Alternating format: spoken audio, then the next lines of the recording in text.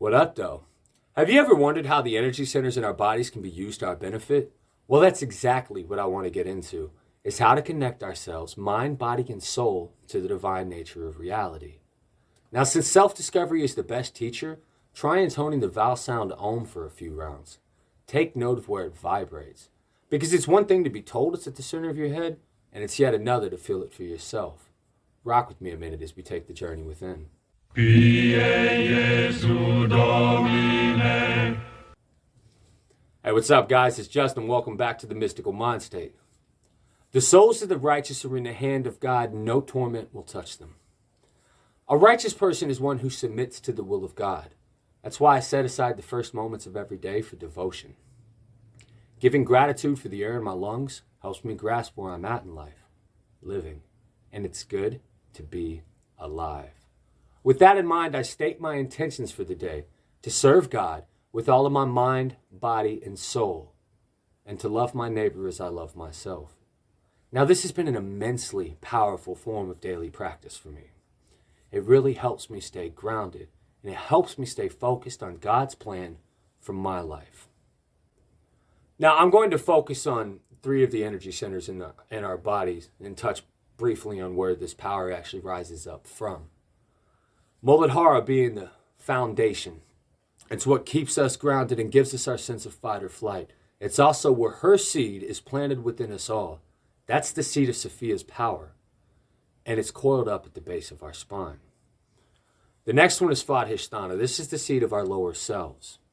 It drives our emotions and governs how we interact with others. Our raw sexual energy is housed here, which is an incredibly powerful creative force if it's channeled properly. The seed of our willpower rests here. Ancient alchemists cultivated a red-hot, passionate desire to manifest into the material world. What I actually do is I submit my will to the will of Elyon, the God of the Most High. The next being Anahata, the heart of the rose. Now this is quite literally the heart of the matter for me. Traditionally, it connects the lower realms of existence to the higher planes of consciousness. The lower chakras are representative of how we interact with the material world, while the upper chakras pertain to the spirit. The heart is the balance. It gives us the ability to give and receive divine love. It is here I constructed my temple to meditate. So this is where our souls rest, guys, our subconscious, if you would. And the next one is Ajna, the command center. The third eye of our eternal self, that eternal part of our being, rests here. It is both the eye to our soul and home to our intuition. It's also the only chakra with the vibration Om at its core, which Eastern mystics consider the seed of all creation. In Western alchemy, we have the concept of Sal Nitram, the mind reorganizing the cosmos. So I want you to take a look at the triangle I'm holding up and think about our willpower, our souls, and our mind, because that's what we're actually talking about here. So I settle down in a prayer posture popular in the Near East, and I put my hands in front of me. I breathe deeply for a few rounds, allowing myself to become aware of my own body and how I feel. I sense the weight of myself against the floor. I feel the 2 intersecting triangles pulsating within me. That energy connects my spirit to the divine, because both that energy and my spirit are the divine. I breathe in God's grace and love and feel that loving energy connecting me to everyone and everything. I give thanks going through the alphabet from A to Z, coming up with something that I am grateful for that begins with each letter of the alphabet. By cultivating an attitude of gratitude, I am telling God how much I appreciate all that is already being brought into my life. At this point, I bow before God in a state of humbleness. I visualize I'm in a small temple bored out from under a giant tree, springing up from the base of my spine. I see my lower self, representative of my will, planting a seed at Muladhara, the base chakra, from his seat in Svadhisthana, the seat of one's will. The temple has a dirt floor as it's underneath the roots of the tree of life that sprawls upwards from the base of my spine through the core of my very being. Understand, Muladhara is the center of power from which the seed grows. All the energy needed to assist the soul as it navigates through the Kundalini rests here. As I bow down, touching my forehead to the ground, I visualize my lower self doing the same. This is an outward sign of an inward desire to spiritually and physically submit to the will of the Father. As I return to the upright position, I recite the following prayer. I clothe myself in a robe of light that is made of the power, the love, and the wisdom of Jesus Christ, not only for my own protection, but so all who come in contact with me are healed, even as I am healed.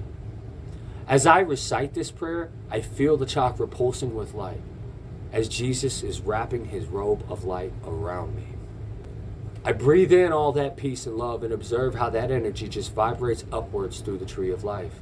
As it passes through my solar plexus, I feel it surge as it's amplified higher and higher. This brings us to Anahata, the heart of the rose. This chakra is the seed of wisdom, as she relates to our spiritual self. It is here where I was awakened, as it was my heart that feels the constant connection to God's presence. Once again, I find myself kneeling on the floor of the temple in my heart.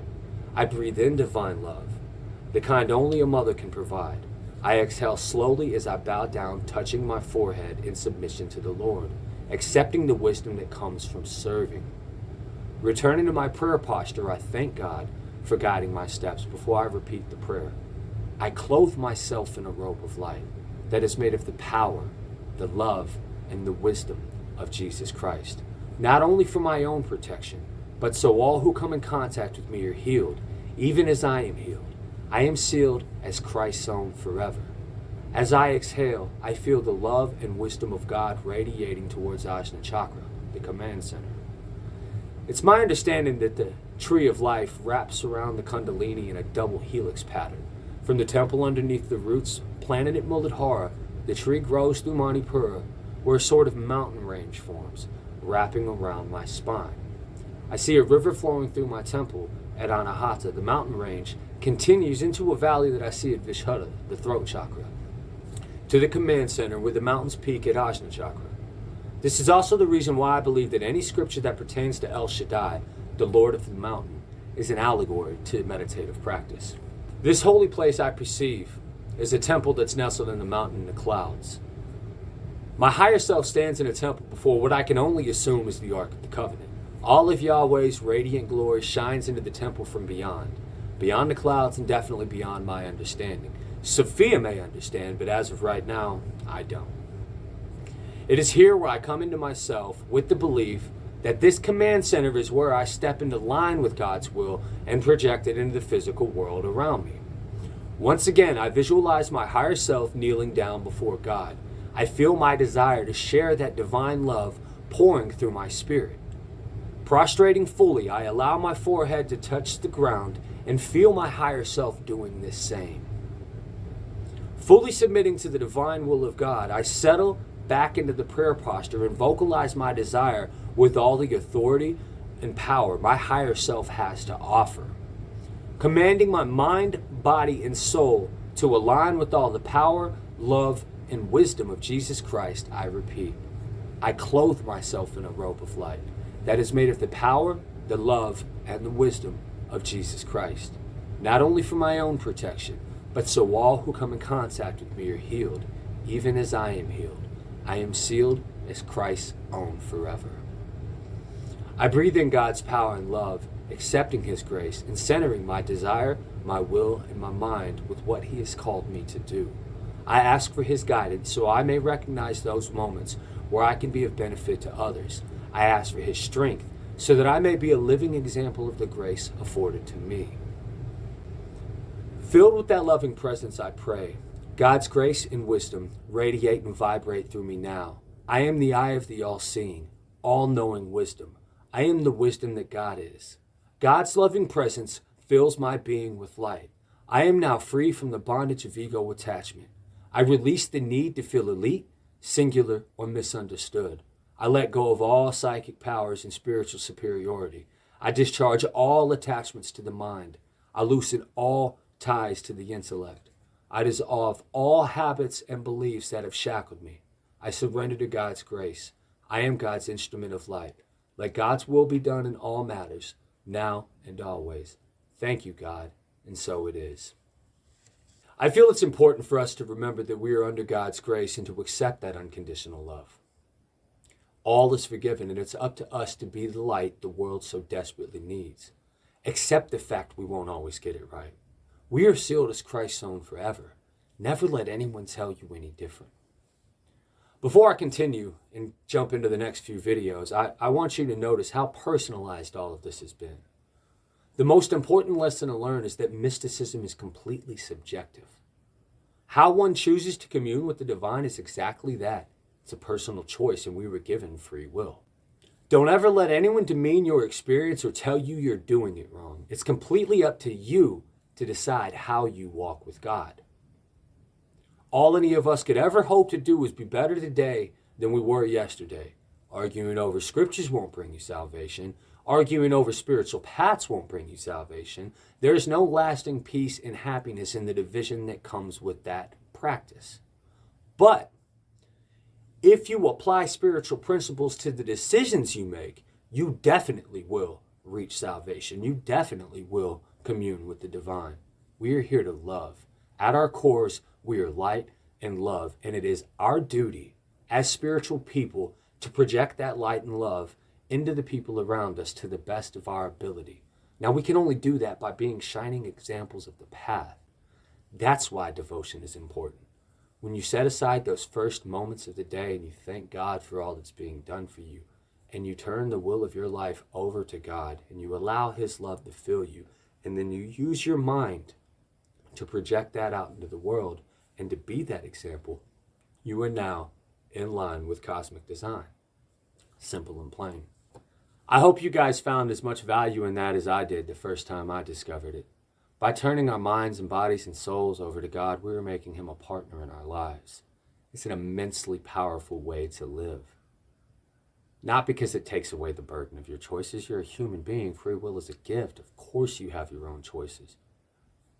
But when you decide to serve, when you decide to serve God, when you decide to serve others, all of the needs you have are actually met. I have been blessed so much in the last 2 weeks, I cannot even begin to describe to you how good it feels to walk this path.